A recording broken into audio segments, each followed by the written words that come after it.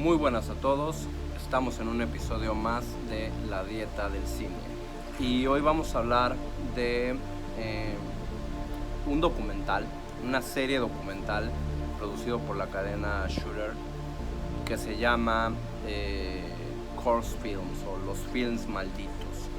Este serie documental, si mal no recuerdo, son 5 episodios y en cada episodio se narra la historia de una película de horror, de un film de horror, y todos los eventos que se suscitaron detrás de ese film durante la producción o preproducción o postproducción del film, que catalogan esa película como un film maldito.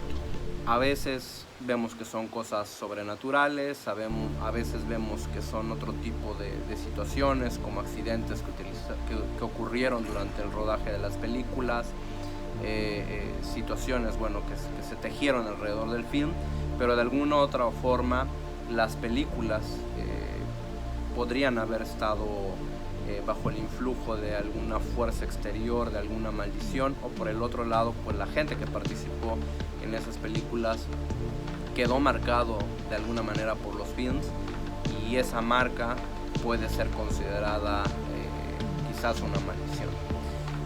La serie comienza, ¿no? En los primeros episodios vemos que se habla de películas como La Profecía, El Exorcista, y de repente a mí en lo particular pues no me pareció mucho que hubiese ahí una maldición en estos films, ¿no? Como decía la gente que participó en la película de La Profecía, ¿no? Con Richard Donner, cuando lo entrevistan, pues él dice, pues más que una maldición, yo creo que esta película fue bendecida porque fue un gran éxito. Pero sin embargo había algunos eventos que se detallan ahí que podrían hacer pensar que las fuerzas malignas atentaban contra la producción del film, ¿no? Entonces había estas historias fantásticas.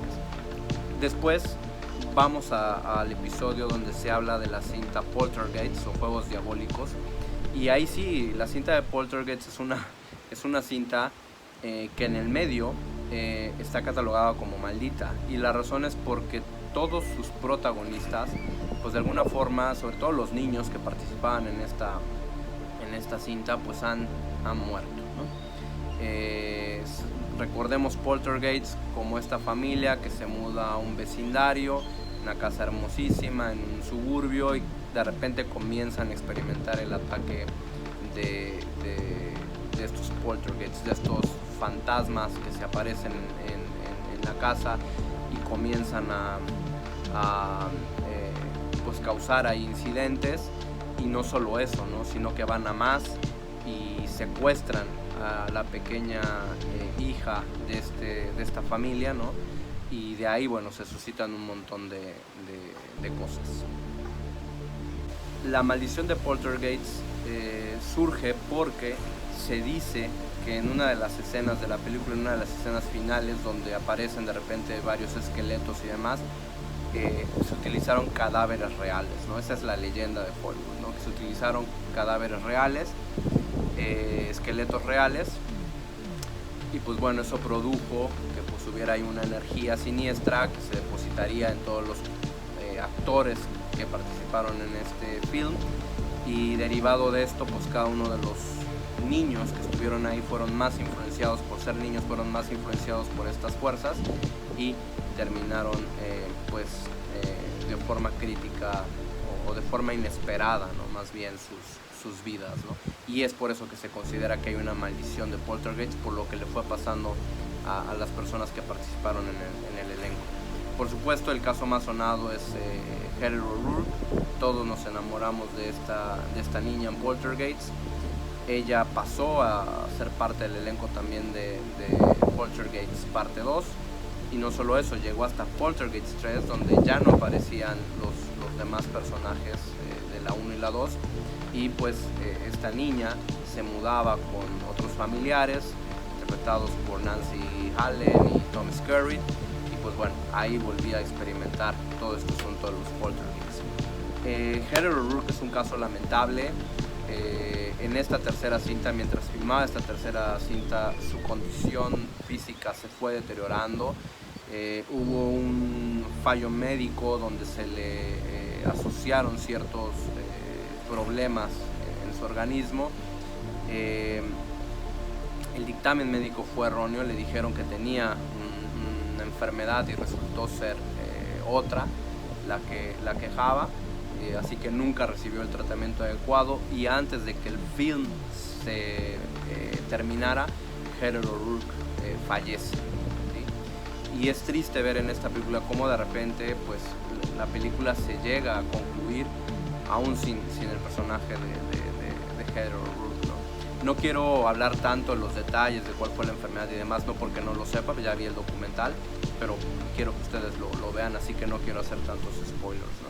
Pero bueno, fallece Heather O'Rourke, y definitivamente en el documental también se habla de cómo fallecen los otros miembros del elenco, y entonces pues sí se puede pensar que hay una maldición detrás de la cinta de Poltergeist.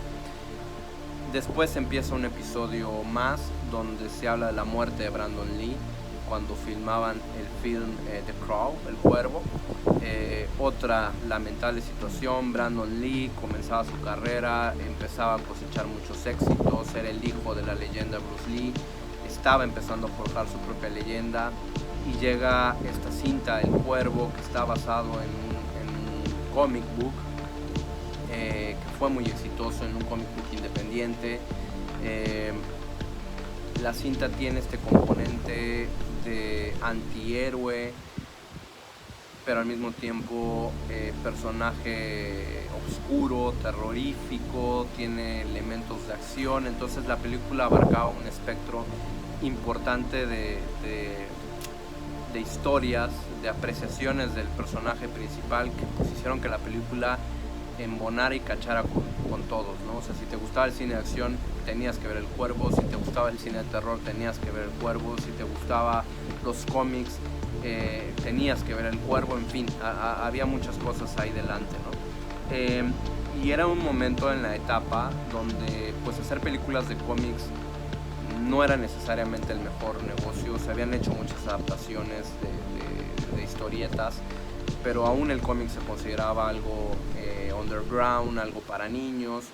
Y cuando se produjo El Cuervo y Alex Proyas, el director, quiso llevar El Cuervo, pues pocos sabíamos de este cómic, ¿no? Pocos lo habíamos leído. Por ejemplo, si vivías en Estados Unidos quizás conocías la obra, pero si vivías en México ni pensarlo, no había forma de conseguir esos cómics. En algunas tiendas especializadas sí, pero no era del dominio total de los que vivíamos acá, ¿no?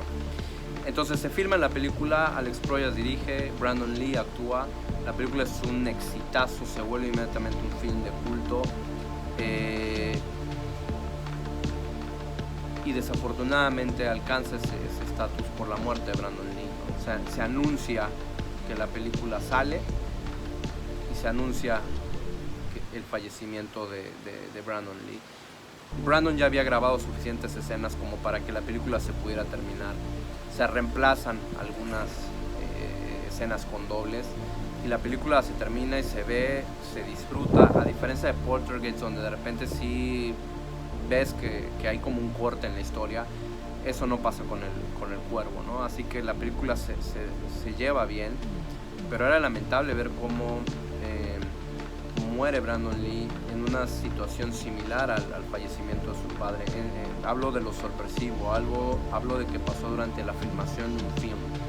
Bruce Lee muere durante la filmación del Juego de la Muerte, The Game of the Dead, y pues Brandon Lee muere trágicamente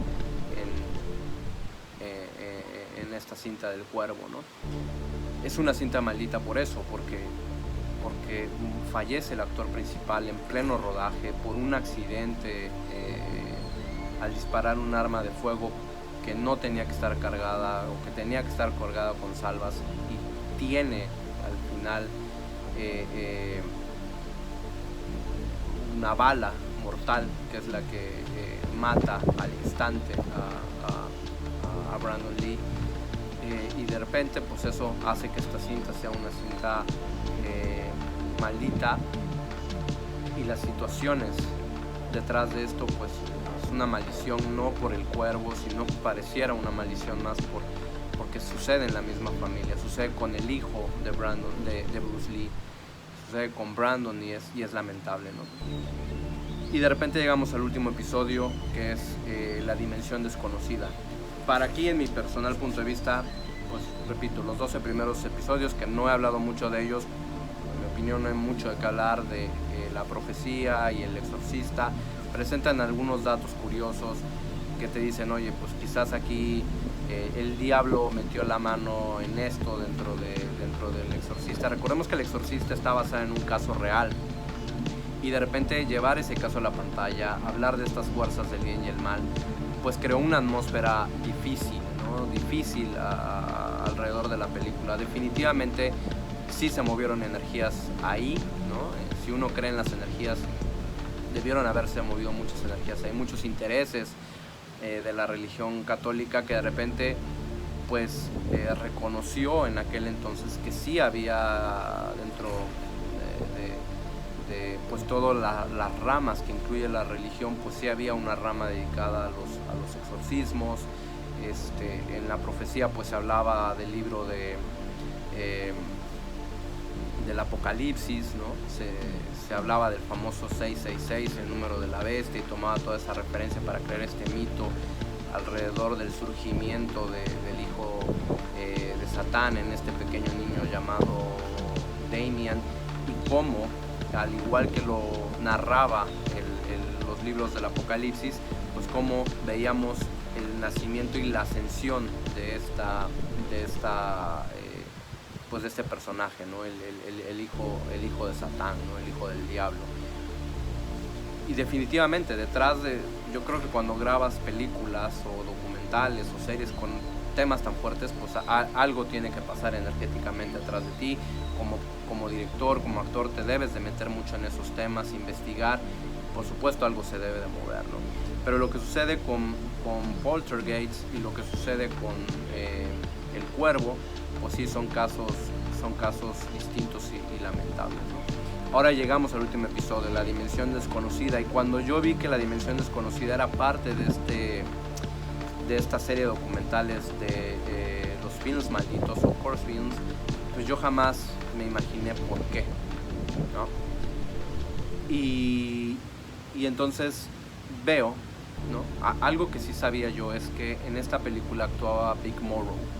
Vic Morrow quizás no sea un nombre que te suene mucho hoy día, pero en aquel entonces muchos, casi todos en México, veíamos una serie que se llamaba Combate. Era una serie de soldados americanos en la Segunda Guerra Mundial peleando contra los nazis, y Vic Morrow era uno de los líderes del comando americano. Y Vic Morrow pues, era una figura muy conocida en México, y de hecho esa serie Combate lanzó a Vic Morrow a hacer otras películas. Cuando llega el momento de la película de La Dimensión Desconocida, Steven Spielberg se vuelve el productor ejecutivo, y dentro de la película hay historias dirigidas por Spielberg y dirigidas también por John Landis. El corto, donde actuó Vic Morrow es dirigido por John Landis. John Landis lo recordamos por Animal House, o lo recordamos también por la cinta de horror Un Lobo Americano en Londres, que ya estaremos platicando aquí en La Dieta del Cine. Y bueno, pues John Landis dirige uno de los segmentos de La Dimensión Desconocida, donde actuaba Vic Morrow. La historia de esta historia es interesante, ¿no? Se trata de un hombre que es racista, prácticamente es así. No le gusta que en su país, en los Estados Unidos, haya afroamericanos, no le gusta que haya judíos teniendo negocios y demás, y todo el tiempo pasa quejándose de ellos. Una noche, en un bar, pues, conviviendo con unos amigos, empieza a hablar de que si los judíos, que si los afroamericanos, que si los hispanos, ¿no? A desperdigar todo su odio, y entonces, bueno, sale del bar, decide decirle adiós a sus amigos, y a sus amigos le dicen: tomaste mucho, vete. sale del bar, y cuando sale del bar se encuentra de repente en la Europa, en la Europa nazi, ¿no? Se encuentra en una calle, las calles de Estados Unidos han desaparecido y él se encuentra en una Europa ocupada por los nazis, y de repente pues los nazis, los soldados alemanes comienzan a perseguirlo, ¿no? Y dicen y gritan, ahí va un judío, ¿no? Y de repente pues él se asusta, tiene que correr por su vida mientras los alemanes lo persiguen y demás, y cuando están cerca de agarrarlo, ¡pum!